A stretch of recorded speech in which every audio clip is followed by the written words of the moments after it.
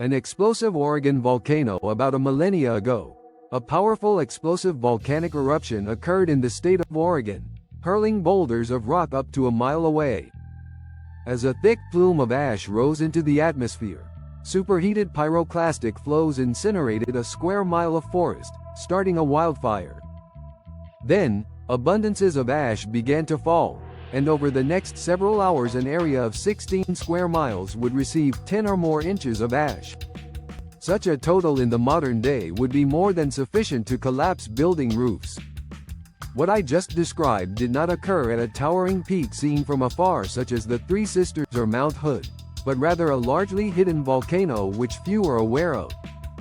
Known as the Blue Lake Crater, after its namesake crater lake called the Blue Lake. This lake marks the interior of an overlapping series of volcanic explosion craters which are termed Mars. This is the story of a largely unknown volcano which is considered to be one of the planet's smallest active volcanoes and may one day erupt again.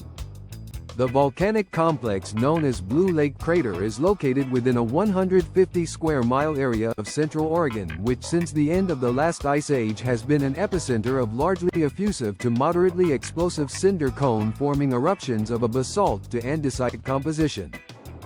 Despite lower silica content lavas found at the Blue Lake Crater, which are basaltic, generally being less explosive, the interaction with significant groundwater will always be violent and highly explosive regardless of the type of magma which interacts with it. Such highly explosive eruptions of nearly identical composition lava has occurred, for example, at the Kilauea volcano, such as in 1790. Despite Kilauea being primarily known for its magnificent effusive eruptions. Despite its name, the Blue Lake Crater does not merely contain the 2,900-foot wide explosion crater which goes by the same name. As, on the northeastern flanks of the extinct Mount Washington Shield volcano, there is a spatter cones cluster of small volcanic vents which stand out in the highly eroded landscape. There, across a 4,500-foot-long stretch of land, there are 13 small spatter cones present which are also part of the Blue Lake Crater volcanic complex.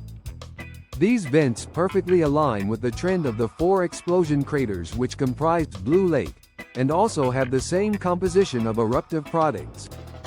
In other words, they all formed in a single eruption. This trend represents a single now solidified approximately 4.6-mile-long magma dike, somewhat like we have recently witnessed on Iceland's Reykjanes Peninsula. This dike formed in the year 665 CE, when an intrusion of magma occurred which quickly reached shallow depths in the crust. Perhaps due to a layer of hardened ancient igneous rock, this dike branched off into 2 segments, with one at each end.